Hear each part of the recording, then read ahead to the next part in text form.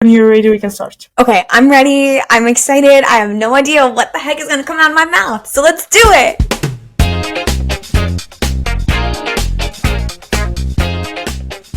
Hey everyone, season 2 has officially begun. Today on the podcast, I'm thrilled to welcome Amanda, the CEO and founder of Dare to Be Iconic, and a trailblazing force in the F1 community and, just the iconic community.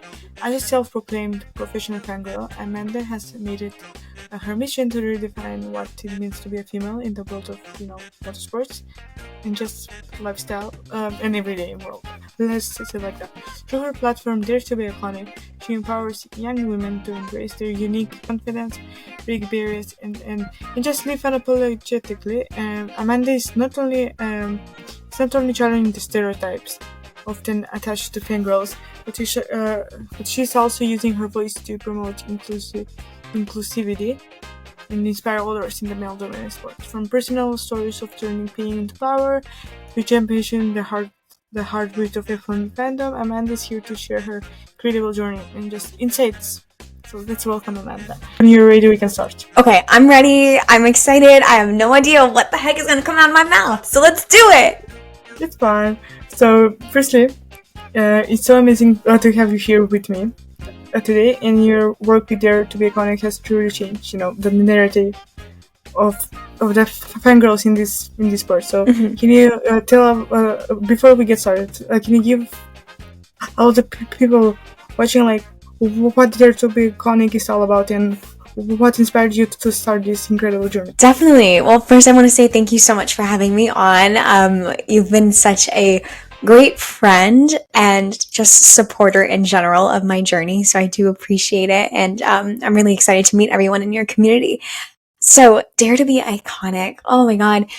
By the time we're recording this, it will be almost a year for Dare to Be Iconic, and my life has completely changed. On October 10th of 2022, my ex-boyfriend broke up with me. We were together for 3.5 years, and he broke up with me through a letter in a box at my front door. And that kind of sparked this self-love, self-discovery, healing journey to embrace my most iconic self. I just didn't know it yet. And when I was going through my first breakup, because that's what it was for me, I didn't really find a lot of women on the internet, because that's who I'm going to look to, as influencers. They were a lot of older women, so in their late 20s, early 30s, and at the time I want to say 23, 24 years old, and right now I'm 25. But I didn't really find anyone who was my age speaking to me going through this process. And if there's one thing about me, I have an opinion about everything, and I'm going to share it, and that's my superpower in life. And so I decided, you know what, I'm going to chase this dream that's been in my heart for a while. I just didn't know what capacity of it. And Dare to Be Iconic was born. And I decided to start the Icon blog on October 10th of 2023 to reclaim the date of my breakup and to make it a celebration of joy and how far I've come. And now, a year later, Dare to Be Iconic, or almost a year later, Dare to Be Iconic is the self-help platform for icons who are daring to be themselves, because when I say Dare to Be Iconic, I just mean dare to be you, because that's the most powerful act you can do. And yeah, that's a little bit about Dare to Be Iconic. Very iconic. I love how you said the date of the event to the start. That's very iconic. Yes. For a quick question, yeah. Can you talk about what's behind you, because that's I gotta mention that.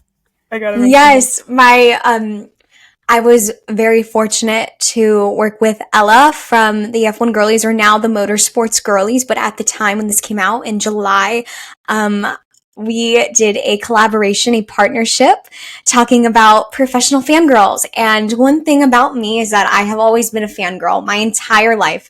And if there's one thing also about Dare to Be Iconic, I have used everything that has been said towards me in a way to belittle, demean, or degrade me that a man has said in my life to make it a source of strength, because that's just what I do. And fangirl was one of the things. So on LinkedIn, when I started my LinkedIn journey of promoting Dare to Be Iconic and really building up this process of just putting myself out there on a different spec, right? I I wanted to be true to me. And at first I tried a different path and it didn't work out for 3 weeks. And I said, okay, we're going to reevaluate.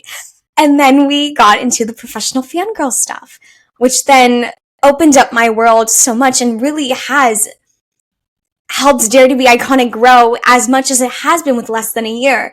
And I've been able to meet so many amazing radiant icons because of the professional fangirl angle. So we did a cover in July talking about Dare to Be Iconic and daring to be you and embracing every little aspect of who you are. And for me, I needed to embrace my fangirl side because that's a very big part of me, not only running my own business and that business CEO mentality, but I'm a fangirl. I'm a 25-year-old girl who loves talking about everything she loves to talk about. And F1 is one of them. Love that. When I saw it in the collab, it was everything. I was like, oh my god, that that's makes so me good. so happy. Thank I was you. very excited for that. Thank you. Of course. Next question, like, how do you think Dare to Be Iconic has impacted like young women who are looking to reclaim their like narrative, especially in the male-dominated spaces? Like, Yeah. I think it comes down to the core message of Dare to Be Iconic, which is dare to be you and to be so confident and comfortable in your skin. And I feel like when it specifically comes to the professional fangirl aspect, right, of Dare to Be Iconic, or myself even, right, it's encouraging young women or fangirls, creating this space for them to know that their voice and their opinion is valuable. And even if some guy doesn't like it, who cares? Honestly, who cares? Your opinion and your voice matters. And they need us. Like, that is the reality of it, right? Motorsports needs the young female fans. They need the females in general, point blank and period. That is the direction this sport is going in. So you need to be open to the opinions of your female fans. And I get very passionate about it, as you can tell. But my hope is that with Dare to Be Iconic, it's empowering young women to stand in their power and to use their voice and to know that their voice matters in conversations that concern us and that we're going to make a space for ourselves at the table no matter what. I think F1 needs to realize that fangirls, women in motorsports in general, that we are not going anywhere. Like Laura Winter famously said, we are here and we belong and we're not going anywhere. And my hope with Dare to Be Iconic, since the core message is daring to be yourself, is that fangirls feel so comfortable and confident in their voices and know that their voices and opinions matter in conversations that do pertain to us, because we are the future of motorsports, whether they like it or not. That is the reality of it. And I hope that Dare to Be Iconic and the lessons that I'm sharing through it of my life is encouraging young women to use their voice and stand in their power and know that there is a space for them at the table. And if there's not, you're going to make a space for yourself.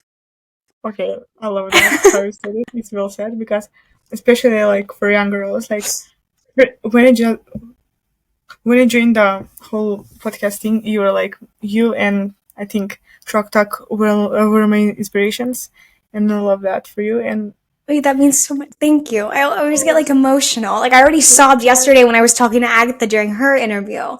And I was like, every time someone says that, it kind of like blows my mind, because like little Amanda always hoped and wished that the magazine cover was a thing for her, like I do, because my whole like life when I was a little girl, the first things I would say about myself is I'm a star, I'm going to win an Oscar, and I'm going to build an empire. Like that's what I would tell people. And my hope and dream was that I can impact people with my story just by being me, and to see that it has is a really surreal thing for me and like full circle. So thank you. That's really sweet. Of course, you're gonna get me emotional.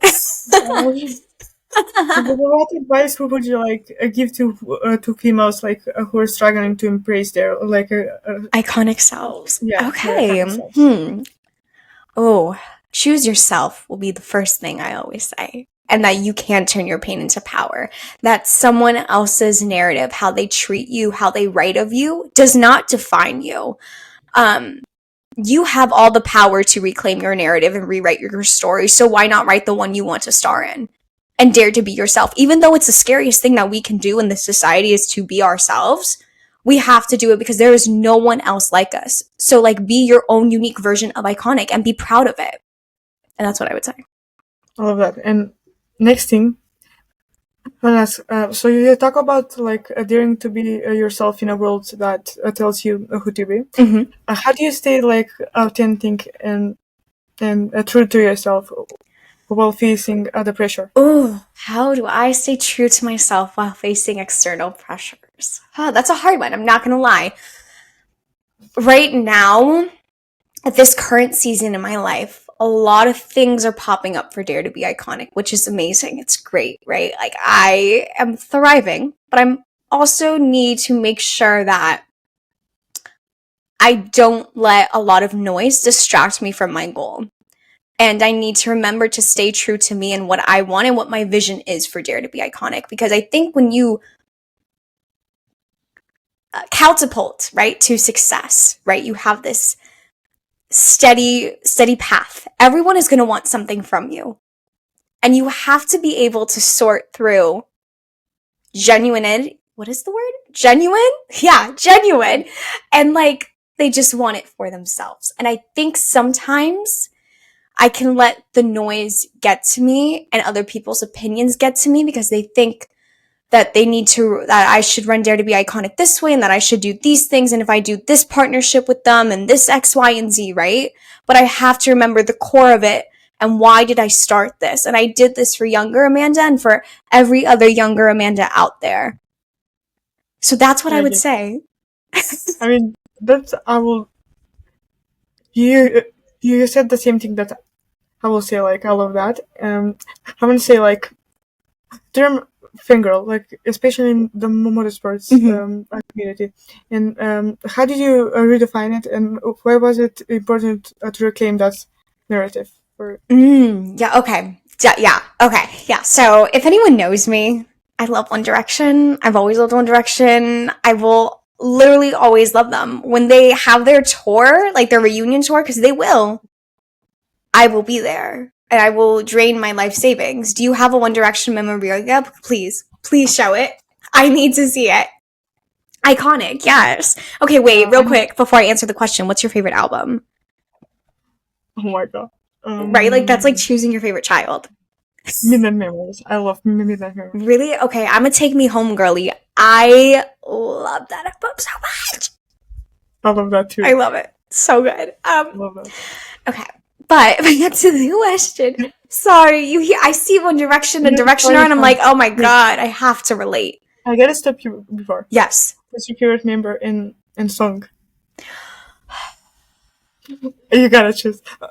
You gotta choose like top 3, maybe. Okay, so I can do that. Okay.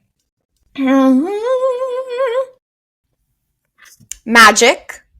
Oh, love that. Magic, so good. Another World. That one was never released. I think that was on I don't even know. I found it on the internet. That was the first song I remember listening to them. Oh my god.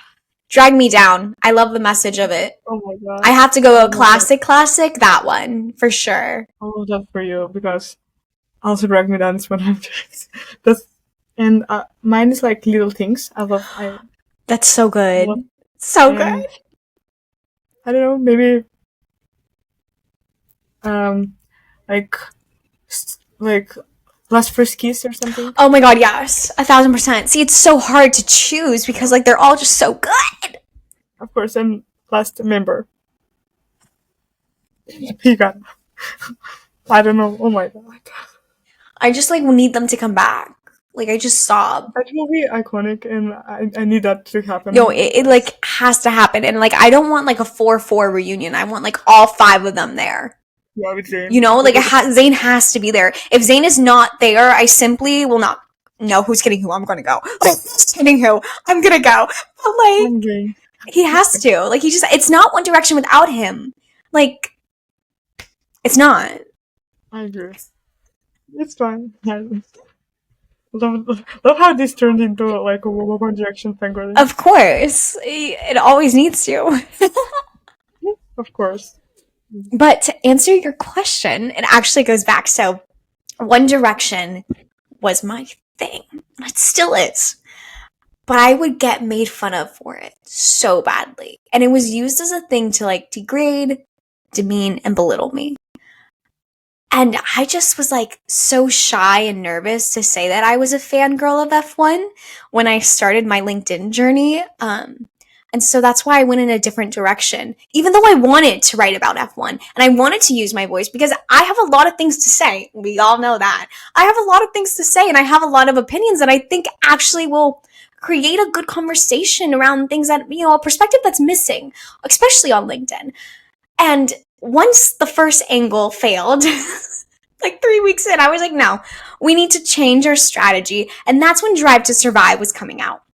And I said, okay, this is my angle, and we're going to step our foot into calling myself a professional fangirl, because I know I am, but I'm scared of how it's going to be perceived.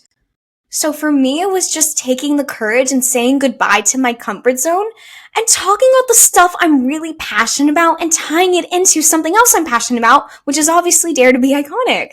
Because I think the lessons go together so well. There's so much you can learn from F1 about life that you can relate to your own life. That's the whole point, right? These universal lessons that you can take with you and apply to different scenarios in your life. And so for me, it means a lot that I'm able to build a community of iconic women who are so proud to be fangirls or to be fans of a sport that's not as accepting. And that means a lot to me, especially to little Amanda, because she would not believe that the things that have happened since she's declared she was a professional fangirl. Like, Spain was a dream, so. She's probably so proud of you. Thank you. Of course. What are some like the most common stereotypes of the fangirls in any sport? Oh, girl, I could. And how do you advise the females to face them? That's a good question. The biggest thing I always get is that because Lando Norris is my favorite driver, I'm sure everyone knows that. Like, you look at me and my page and you're like, ah, yeah, Lando's her driver. Like, there's no guessing on it, and that's okay. I'm totally okay with that. Like, of course, like, I'm not gonna hide that. If I'm a ride or die for someone as a fan, like, I'm a ride or die. Like, I'm not gonna hide it. That's who I am. But the first thing I always get is, oh, because he's a pretty boy, that's why you like him. Actually, Chad, that's not why I like Lando. Okay, the reason why I like Lando is because I saw a TikTok on my For You page from This Morning Show. I'm based in Orlando, Florida in the US, so we don't have that, but it's like a similar morning show that we have here, right? I remember seeing it, and he started talking about mental health, and I thought that was so admirable because being a man, a high-performance athlete, in a sport that's very traditional based, it's not common to talk about mental health. It's very taboo. And for me, that was very admirable, and I could relate to him on that aspect. I'm a big advocate for mental health at Dare to Be Iconic and in life in general. And so for him to have the courage to speak up about something that is a very taboo subject, I was like, okay, yeah, that's him. Lando's my driver. But people always say it's because I think he's attractive. That is one thing, but it's not the main thing. Okay? I can say someone's attractive, but I can also support them for the human being they are. And the reason why I liked Lando in the first place wasn't because I thought he was cute. Okay? It was because I related to his story. I didn't think he was cute until later on. Let's be so for real right now. That's okay. He can hear this. I don't care. But anyway, how do I encourage fighting those stereotypes? I think it's honestly knowing who you are, being so comfortable in your opinion and really trying not to give a crap about what other people are saying about it. And then 2, knowing what you bring to the table. And if they are not providing spaces for you, you're going to make one for yourself, no matter what. So just keep on voicing your opinion and staying true in it. That's my biggest advice. I very much agree with that. I started the fan as a Lando and Charles fan, and I saw that I definitely love how some drivers talk about their mental health. Yes, because it's very hard. And same goes like this year when I'm the biggest fangirl of Falaron. I love that for you. Love that for you. And everyone just assumes because everyone loves him, and they're just assuming because he's very pretty. Okay, yes, he is. I'm not. Yeah, but that's the thing. Like, people don't realize that we are multifaceted individuals. Like, we can think someone's attractive, but then we can also like them for their talent, for what they bring to the table as a human being. Like, there are so many different avenues as to why you like someone. It doesn't have to be one thing. Yeah. You know? because I started watching him like when he was in like his F4 days, and he's Okay. in Formula 2, and I love his journey, and I love that. I And you were didn't able think to that he go was on it with him. That's yeah, beautiful. definitely love that for him. So like so embracing your like fandom, how do you think this can empower like all of the people to step into the to step into their like dreams, like for them to follow them, like what Mm. do you advise them? My advice for people looking to follow their dreams would be that you have to do what makes you happy, and you have to choose you. And you have to trust yourself. Those are the three big things. You have to believe in who you are. You have to believe in your dreams. You have to choose yourself and do what makes you happy. And you have to go after it and trust that you know what you're doing. Everyone will always have an opinion about what you're doing, but you got to cut Yeah, that noise out. definitely. So I want to ask, like, what do you think? Like, it's very like, w- w- what do you believe is like essential to create like a supportive community for female fans, especially in this community? Mm, that's a great question. Hmm.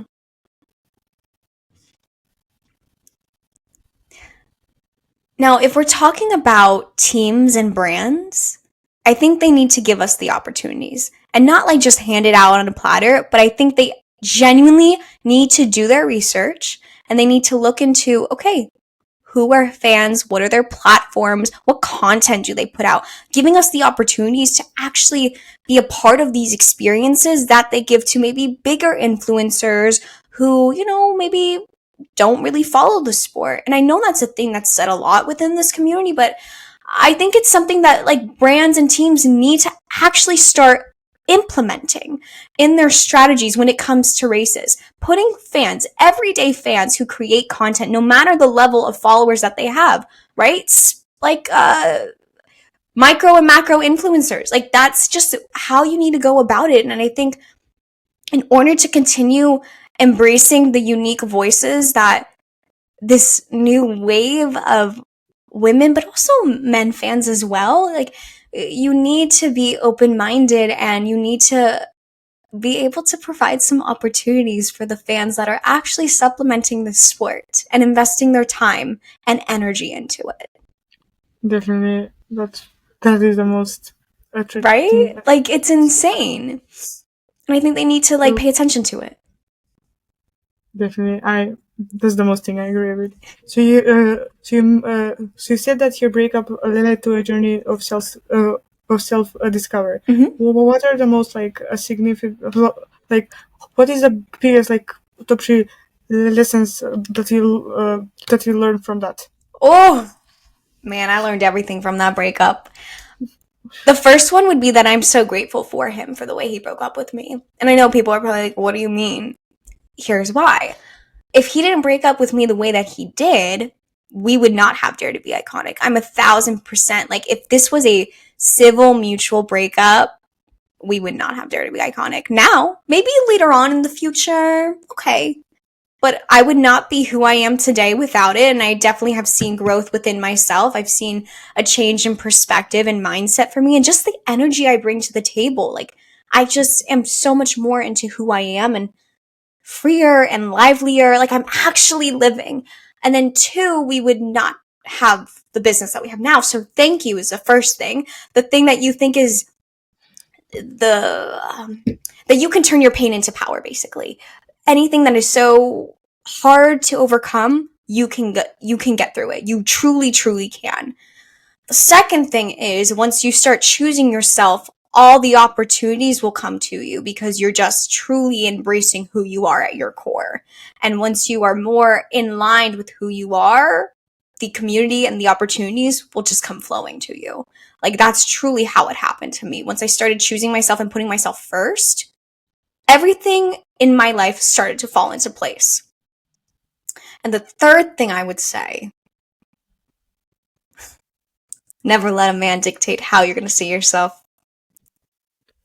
Yeah, I love that. I mean, as a girl that haven't had any, so this Breakups can Like, be the biggest blessing and lessons in your life. And I truly think that one was the most insane one, but the thing I'm most grateful for in my life.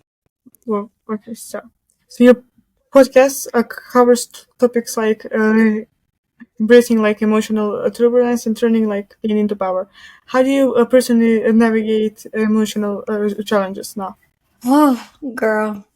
Therapy, journaling, talking to my friends, making time for myself. Like, it's really hard running a business from scratch and like building it. Like, it's really, really hard. And you have to make sure to take the time to pour that love back into yourself because you're pouring so much love out, right?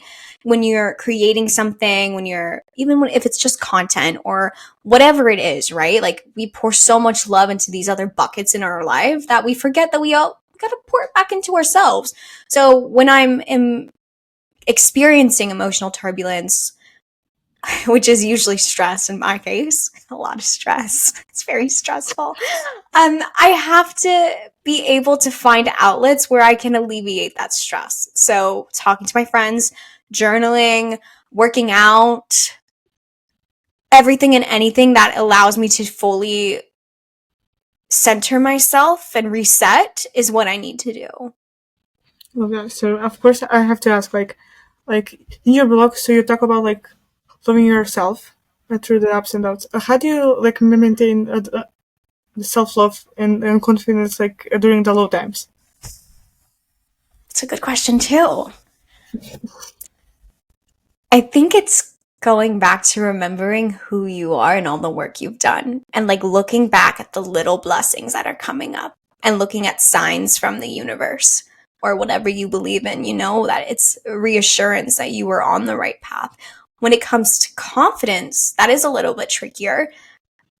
I do still look for signs. I'm a very big sign person. But I need to journal. I need to get my thoughts out. Even when it's low and it's all the negative thoughts, I need to get it out so then I can truly step back and be like, okay, I can get through this. I've gotten through X, Y, and Z. I can get through this low time. I have proven to myself time and time again that I have the strength within to make this very shitty situation into something positive. So it's really just centering yourself and getting back to, okay, you can do this. So that inner resilience that we have, we just have to switch it on. And sometimes it takes time, but you will get there eventually. And that's what I have to remind myself. Not always good at doing that, but I have to. Of course. So if you're like, if you see a young young Amanda in the mirror, Okay. what are you going to say to her? Like what to expect and what to be careful of? I think the first thing I would tell her is that I'm really proud of her. Wow, I'm already going to tear up. That's great. Okay. I think the first thing I would tell her is that I'm really proud of her for not listening to the haters and the doubters, because there was a lot of people who doubted me, even when I was a little girl and I said I was going to build an empire. A lot of people told me it was a stupid dream, that it's never going to happen, and all these things. And I just kept going, and I think she would be in awe of the world she created for herself now. So I would tell her that I'm really, really proud of her. And the biggest thing I would tell her, like, to take away from all of this is that the thing that you think is going to break you is not going to break you. It's going to be the biggest blessing of your life. So that stupid boy that left you that letter in the box, that will change your life in the most amazing way possible. So keep going. That's what I would tell her. Before I cry. It's okay. I'm always crying. It's okay. It's who I am. But yeah, that's what I would tell her. Let's switch it. You went to the Spanish Grand Prix. Oh, yes. Let's talk about your experience and what advice do you have for people going for the first time, or like anything like. I have so much. Okay. Meeting girls there. Okay. Oh, the Spanish Grand Prix. Maybe I'll cry about that too, because that was amazing. But I think with the Spanish Grand Prix came down to that lesson of stepping outside of my comfort zone and saying goodbye to it. Because that was a big thing. I've never traveled outside of the US before. Never been outside the state without my parents, like literally never traveled anywhere without them, never been outside the country, let alone. And also I've never been to a Grand Prix. So like I already had like 3 things. I was like, you know what, let's do it. Let's just go for it. So my biggest piece of advice is if you want to do something, go and do it. If there's no one that wants to go with you, you still do it. Prioritize what you want to do. Second, please, for the love of God, drink water. Bring some sunscreen. Yeah, I'm looking right at you, Anya. Not you telling me, drink water, bring your power pack, this and that, and then you didn't do any of it. But you know what? I at least listened to you, and I did all of that, and I survived. It is going to be very, very hot, so wear something that's breathable. Also, if you are going to an international country that you've never been before, maybe you should highly suggest that you do this. Try to understand the public transportation from the circuit to your hotel for, any reason, like, I don't know, maybe getting stranded from the circuit. Like, that was a great time. I did mention that whole story on my podcast, and it was really funny. It's also on TikTok if anyone wants to laugh at me being a stupid American. Yep, that happens. So maybe, study the public transportation, make friends, don't be afraid to ask for help, because the only reason how we got out of that situation of not knowing where to go is because I didn't just like keep to myself. I was like, I need help, so I'm going to ask people. So being nice to people really does pay off, because that's how we met Logan Sargent. Rip. But like, that's how we met Logan at the Williams fan zone. And that's how we were able to get all our questions asked for like the academy drivers at Williams and also Logan. So like being nice and being genuinely nice, not just doing it to like get something out of it. Genuinely being nice to people will always reward you in the end. That's my biggest advice. And Spain was amazing, and I can't wait to go back. Period. So jealous of Spain, because the Spanish Grand Prix, like, I saw a lot of F1 content creators going. Yes, 1,000%. Like, I think one really cool thing too, not only was it cool, but it also was a really big, like, eye-opening lesson to me, is that if you want to put content out there, you just need to do it. You need to do it because you don't know who's going to see it. And the reason why I was able to meet a lot of the content creators was because one of my connections on LinkedIn told me, oh, Alexandra from Off to the Races, like, you should go to her cocktail party. And Alexandra saw my content and then invited me. That opportunity wouldn't have happened if I didn't put myself out there. So I think that's also a big lesson too, is that all these things can happen once you start putting yourself out there. Just like with your story on how you were able to go to the paddock, right? You took that chance on yourself and just did it. And you just kept putting out the content because eventually it's going to pay off. And it did. And Spain was amazing because all of them were really nice and iconic. And I can't wait to go back and drink sangria. Love that for you, because I was watching your stories and all of that, and it was very exciting. Like with the drivers, like with Logan, I'm gonna go cry. And with also, I'm really a big fan of the junior academy drivers, and yes, another academy driver. For now, he dropped out of F2. Zach. Zach is so nice. He's so nice. I know, when I saw that, we were all sobbing. Like, my little group chat of the girls that I went with, we're all like, this is tragic. Like, this is actually tragic. But then we're also happy for Luke, because we met Luke definitely. too. Yeah. It's so sad. Definitely. I mean, stepping out of your comfort zone is a good thing to do, because I love about the paddock, because I think I forgot how to speak English in there, but I don't know how I chatted with the girl, because she was Hungarian, and the admin was speaking like most Spanish. Okay. And I was like, I don't know, because she was giving some advice, and also agree, drink water, get a battery. Yeah. I mean, the only thing that I had in my stomach that day was like an ice cream. Oh my god, that right there, food. You need to eat. You need to eat. I mean, definitely. I was really grateful, because when you go into the hospitality, they give you like free drinks. Wait, really? What? I mean, they I don't know if it's free, but they offered me like free ice cream and free a Coke and Fanta. Fanta and Sprite and everything. Definitely. That's amazing. What? Yeah, definitely. Obsessed.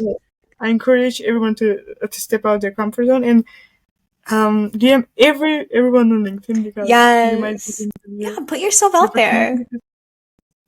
Let's hope so. Because I don't know. I'm still saving up to go to Monza, so let's hopefully that works. Oh my god, girl, I feel you. I want to go to Monza so bad. If not, Hungary again, or definitely like Austria or something. Ooh, that would be fun.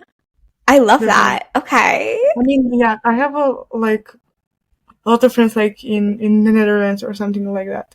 Okay. Wait, it's gonna be really fun though. Wait, because the Orange Army, they were at our section. So we were in the Max Verstappen.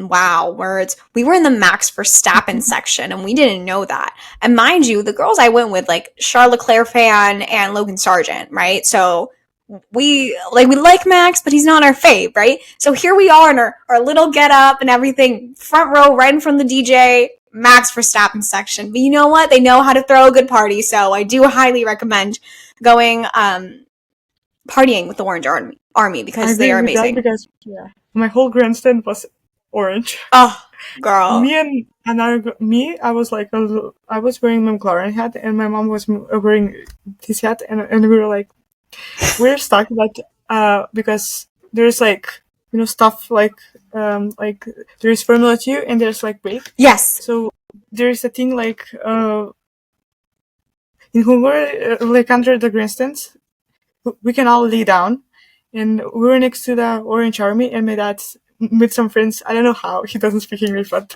okay, love that for him. But they were the sweetest, and they were like, "If you want to go to the Zandvoort GP, you're free to come."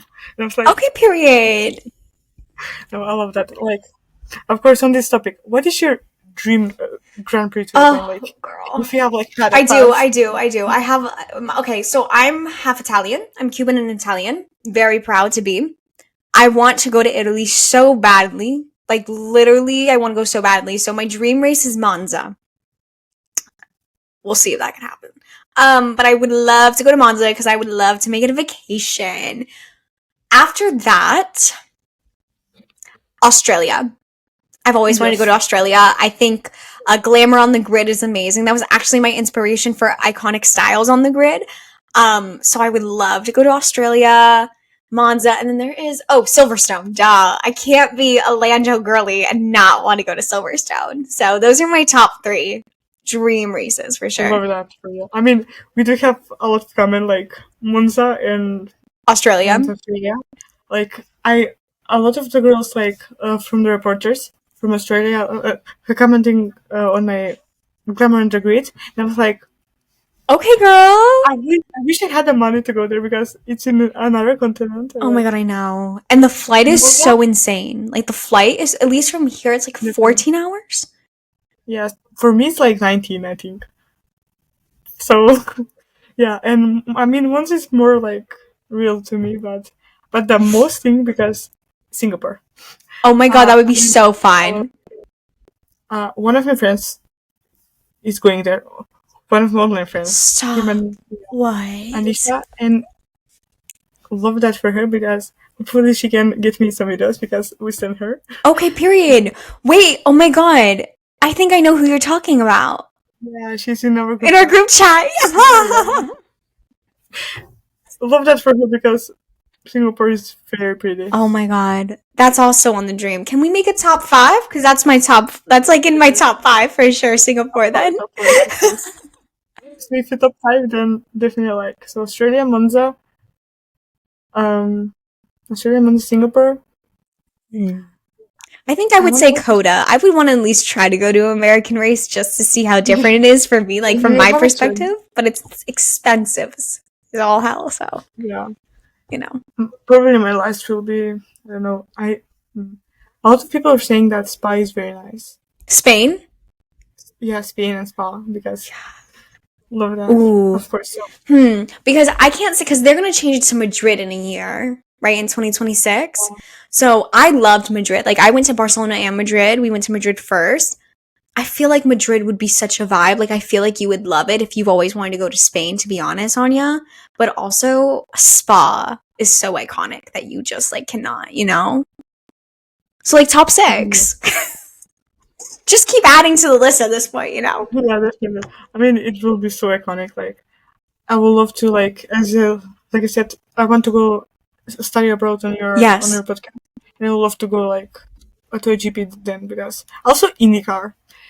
Oh my god, It's I'm like going to IndyCar next year. I'm so excited.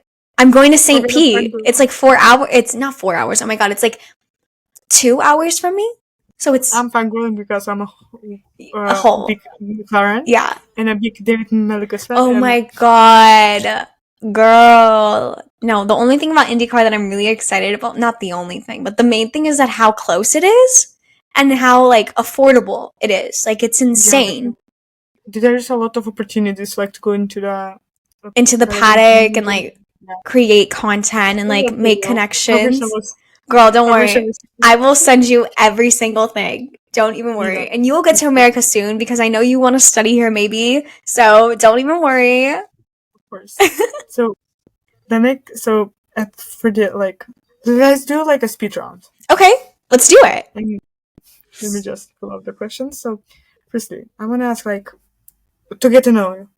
I mean, I know you, but like, what's your favorite F1 team? But of course, I will know. But That's fair. That's fair. Okay. McLaren.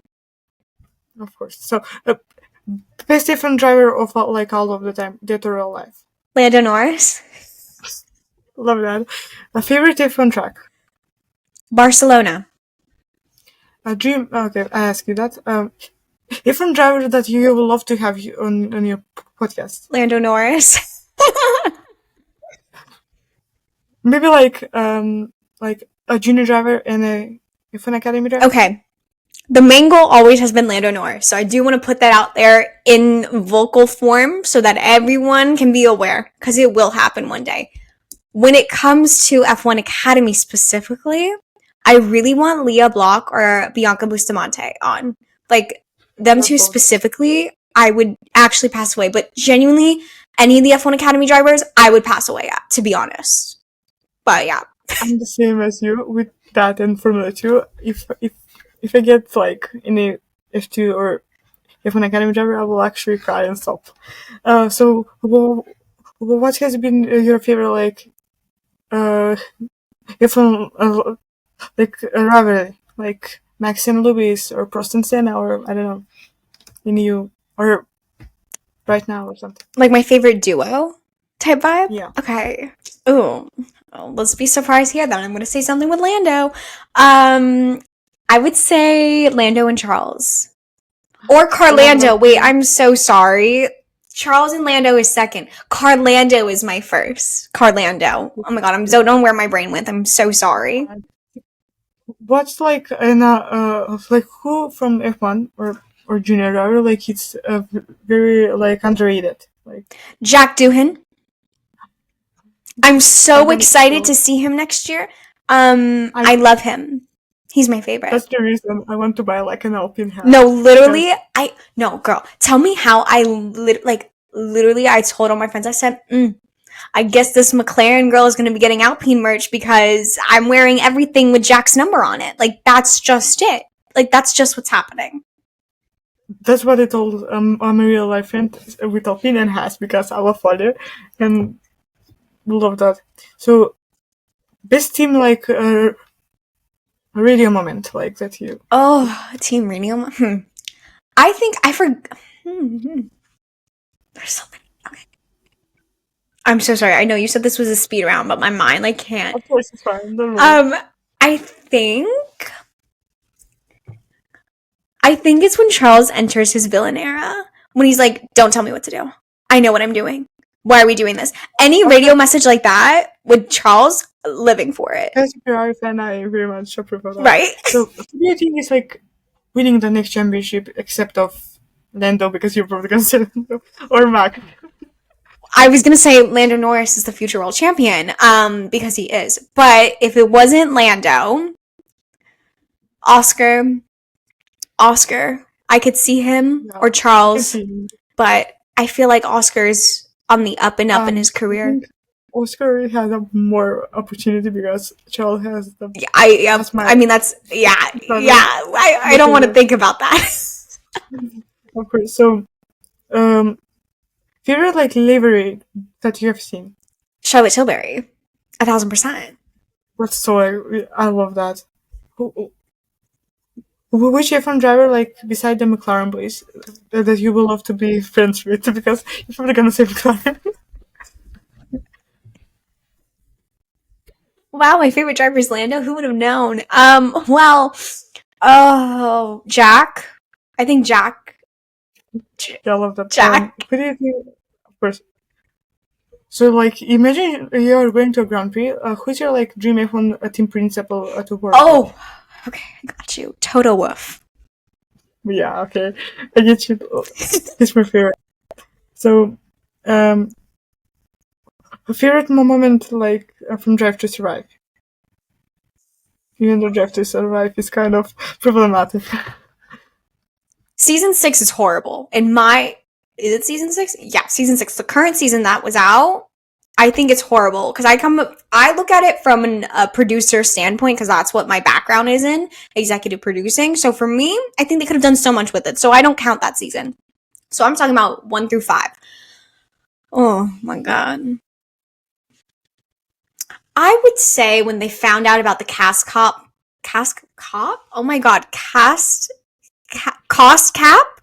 Is that what it is? Cost cap? Yeah. The cost cap for Red Bull. That like whole fiasco and that whole episode was very entertaining. Or when it was not Checo, Christian and Toto with the famous car line. I will never ever forget that in my life. One of those two is really cool. Yeah. So if you could change one F1 rule, what would it be?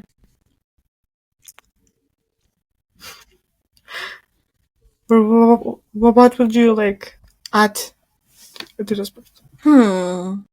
That's so interesting. I've actually never thought about that in my life. I don't know. Maybe track limits. Because I feel like a lot of drivers, like not just Lando, but like a lot in general, always get screwed over by these like track limits and stuff. Yeah. So maybe that. Yeah. Imagine you're like a F1 driver. Okay. Which driver, like current? So imagine like they're like retired, or you can say Sepp or Jensen, anything that you will want as your like a coach or mentor. Lando Norris. Yeah, I get you. What team and F1 driver do you think has like the best social media? Oh, okay. Surprisingly, I'm not going to say Lando and McLaren, so everyone, it's okay. I want to say I really like Alpine's social media plan. I think they're really, really good. Driver-wise, I think Charles is hilarious. So I would say Charles is a driver and then Alpine for the team. And Aston Martin sometimes. I always pronounce theirs wrong, but them. I think they're good too. So I ask every guest, like, so imagine, so you're creating a team. Okay. Who's gonna be your team principal? Okay. Your drivers, your two main, your first, second, your reserve driver, your and like your team principal, and maybe like social media admin or something. Ooh. Okay, I love this question. Can I like mix F1 and F1 Academy? Yeah. Okay, period. So Lando Norris as my first driver. And then I would pick Leah Block as the second driver. My reserve driver would be Jack Doohan. And then my team principal would be Toto. And then social media admin, I would take Alpine's social media team. I would take every single one of them. Right. So to share like a positivity in this, what are your like top two like podcasts, except yours, like F1? Yours, obviously. And then another one, I really love Fan Behavior. I actually actively listen to theirs a lot. So F1 wise, yours, Fan Behavior, and then like an extra one would be Formula Fabulous. Yeah, love that. So for the end, okay, what advice do you have for any of the viewers? Like, what do you want to tell them? Always choose yourself, because at the end of the day, it will always work out. And then 2, don't let anyone dictate your life, because their actions do not define you, because you can turn your pain into power, and I'm living proof of that. Love that for you. So, where do my viewers? Oh, well, you can find me everywhere. So on LinkedIn, it's under Amanda Policelli. You probably see it right here. Also on TikTok and Instagram, Amanda Policelli _, and then Dare to Be Iconic _ for Instagram and TikTok. And also, Dare to Be Iconic is on every podcasting site. So anywhere you listen to podcasts, season 2 drops October 9th, and then they come out every Wednesday. Yes, thank you. I'm so excited. You can also go to daretobeiconic.com. We have a lot of very iconic and exciting announcements for year 2 of Dare to Be Iconic. So a lot of services that I'll be putting out. The blog is also on there as well. The journal is on there as well. And yeah, you can just find me anywhere and everywhere. I promise. I'm saying to everyone to get your journal and to go and follow and support you. Thank you. I'm also thinking of what to do for my 1 year, because I don't know what to do. Oh my god. Okay, we have to brainstorm about that. I would have to. We have to. Thank you so much. Thank you so much for being on. Oh my god, no, thank you, Anya. I had so much fun. This was great. As many times as I said Lando Norris, it was great. So you're literally manifesting for him to be on your podcast. Every day, girl. Every day of my life. One day it will happen. So. Well, thank you so much for having me on yours, and thank you so much. Oh my god, no, thank you. This was so amazing. I love our collab, and I'm excited for many more, and for when we can meet in person too, as well. Manifesting.